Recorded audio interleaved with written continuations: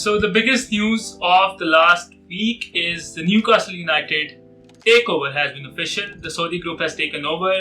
New recruitments will be completed in the next transfer market. But the biggest question is who will be replacing Steve Bruce in the managerial hotspot.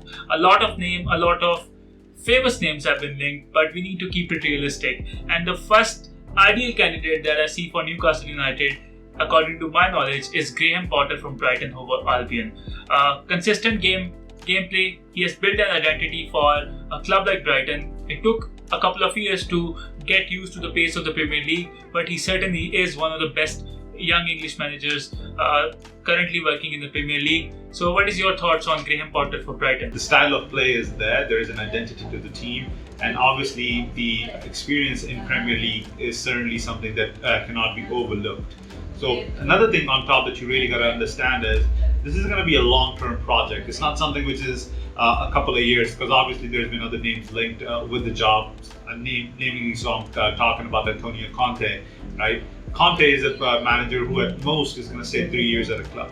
It's not a long-term sort of deal, and obviously when he comes in, he's going to need money. Newcastle has plenty of that, but they need someone who's going to be there to build an identity around the team, similar to what Roberto Mancini was able to do at Manchester City, right? So if Antonio Conte comes in, he's going to bring in the players that he wants, most likely players in the late 20s, early 30s, right? Players who are not going to be able to build this Newcastle team into the future. So I feel like that's something which is not ideal profile, and going with such a manager who obviously is not such a big name and a household name, it's the safe bet to go with.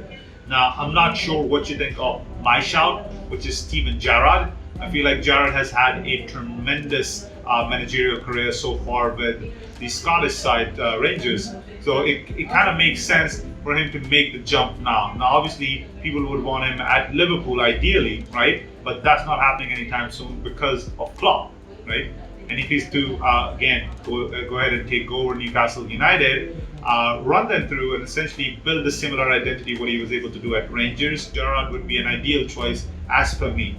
What do you think? I had Lampard and Gerrard as number 2 and 3 options on my list. They certainly are a good shout considering the availability of managers in the world of football right now. But considering the Newcastle United project, and they need somebody who is pragmatic in nature and somebody who is a little experienced, there is going to be a lot of pressure because money brings pressure. PSG sacked manager after manager because they wanted instant success. Newcastle United is going to be taken over by a similar sort of group who wants success because they are supplying with the money. And when you bring in players, you need a manager who can manage big egos. I'm not sure that Gerrard is quite up to the challenge yet. Frank Lampard has been at Chelsea. He has worked with players who are world superstars, N'Golo Kante, Hakim Ziyech, Tammy Abraham. These players are now playing in the top 5 leagues on the planet. So Frank Lampard, considering that aspect, is a better choice, tactically speaking, and considering the success of a manager in terms of his identity. I think Steven Gerrard has done more. He won the league with Rangers. He went unbeaten in the season. So that is a quite terrific haul, especially considering that Steven Gerrard has been talking consistently to Sir Alex Ferguson. So he has been taking tips from the right man. So his mentor is spot on, his success lines up, and if he applies for the job, I don't see why Newcastle United won't go for him. That is certainly a possibility. But there is another interesting shout here, and that is Paulo Fonseca. What do you think about him? Wow, I didn't think of him at all, right? And I actually was really impressed with him with his time at Roma.